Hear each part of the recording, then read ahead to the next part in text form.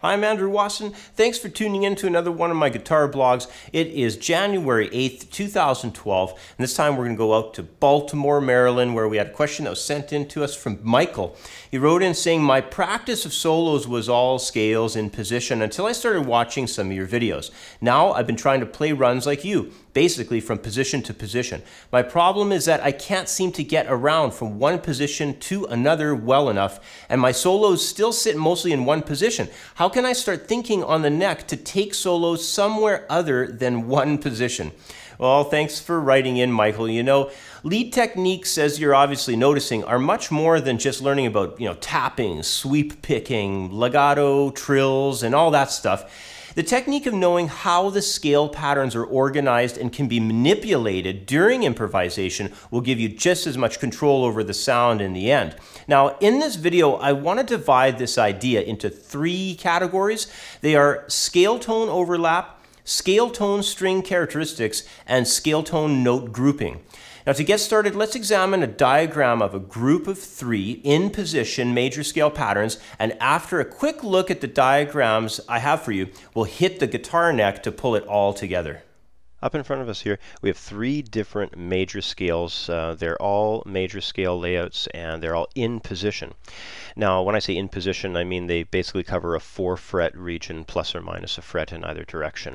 Now, the first thing that I want to talk about is scale tone overlap. And when you're moving along position by position on the neck with in-position scale shapes, what you wind up wanting to be able to see is clusters of tones that overlap. So let's say in this first scale pattern layout we have this cluster of tones at the tail end of it.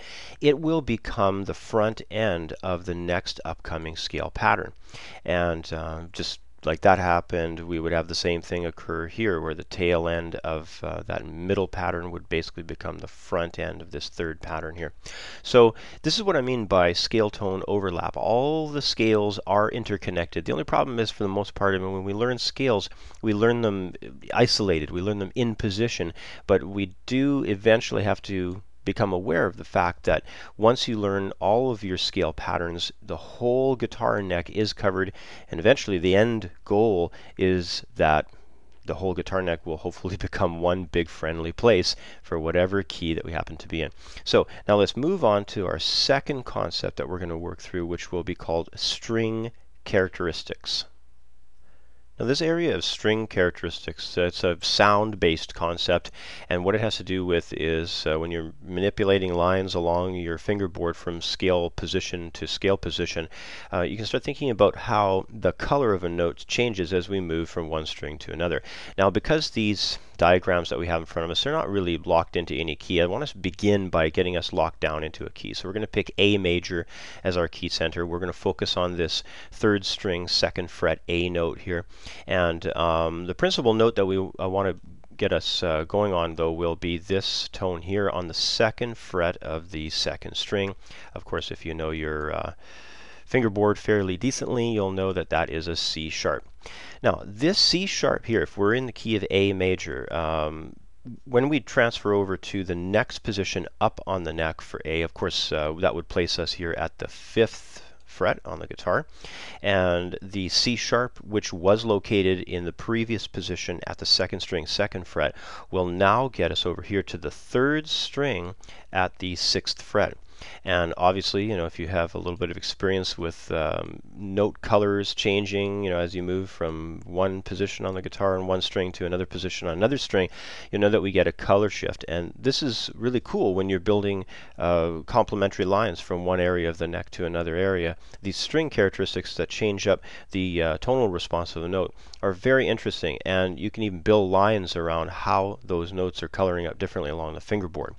So with that out of the way, let's go to our third point, which is going to be note grouping.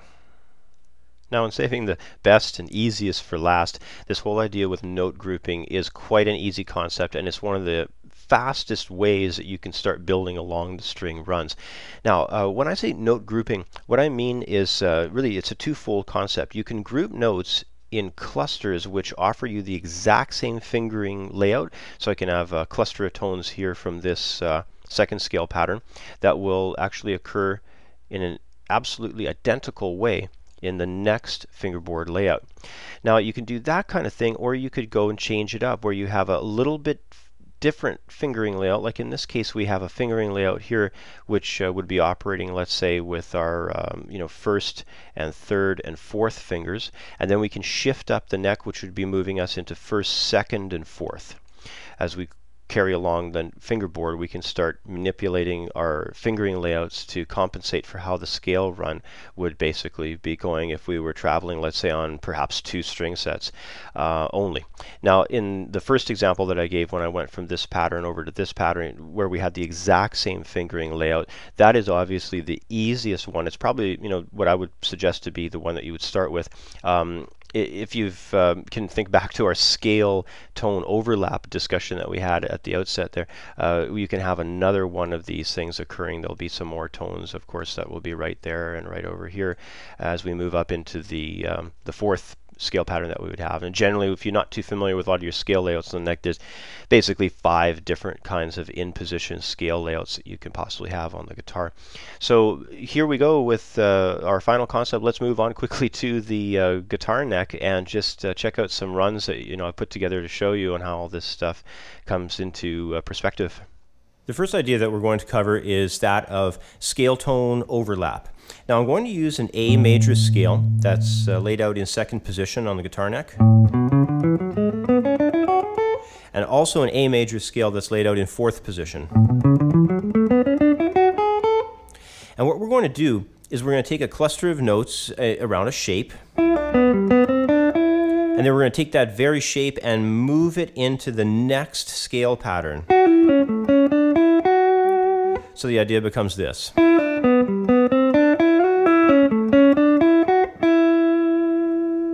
It's a really effective strategy you can do with within many places of the scales across the whole fingerboard, so definitely study up on that one. It's very good for breaking free of in-position scale shapes. Now let's move along to my second example, which is basically the idea of scale tone string characteristics. And for the example, we're going to use the same scale layouts, the A major from second position and the A major in fourth position. And the focal tone note will be actually a C sharp. So we're going to look at a C sharp that'll be located on the second string, second fret here, but we'll also wind up moving the entire line of notes up into this second area, which will be an area around fourth position here. The C sharp from the second string will just move over to the C sharp at the third string. And then we had used an A and an F sharp before. We'll use those again. And we'll just come up and wrap things up on the line to an E at the second string on the fifth fret. So here's the example.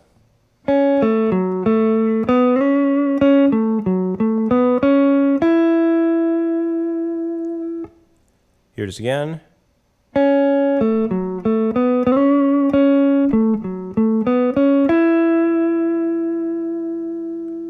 Okay, now let's move along to example number 3, which is probably my favorite one, which is the idea of grouping notes into fingering layouts. Now, for the example that we're going to run through, we're going to use a simple layout that will just be index, middle, and small finger, index, middle, small. We're going to function with that exact same shape, which is, you can tell, it's just half step, whole step, half step, whole step. And we're going to do it from the fourth position on the sixth string and fifth string, and then we're going to move it to the sixth position on the fourth and third strings, which is the same notes, just up an octave. And then we're going to move it up to the first and second strings, traveling from the ninth fret. And the idea will just move along the neck that way. This is another excellent way to quickly move across many scale patterns and positions on the neck here. So here we go. We're covering 3 different scale patterns, and here's the run.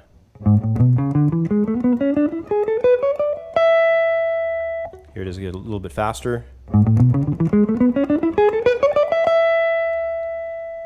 It's an excellent way to combine similar fingerings that will occur in several different scale patterns. And just like I had done when we were talking about the diagrams a moment ago, when we had the digital diagrams up in front of us, You know, you can change up fingering slightly. It just depends on how the shape is going to be moving, but you can still utilize, let's say, a 4-finger cluster. Instead of going 1, 2, 4, maybe you could go 1, 3, 4, and maybe move things much more laterally. So there's lots of options here, and as you practice this stuff and expand upon it, you'll be able to manipulate the scales in many ways to break you free of in-position playing.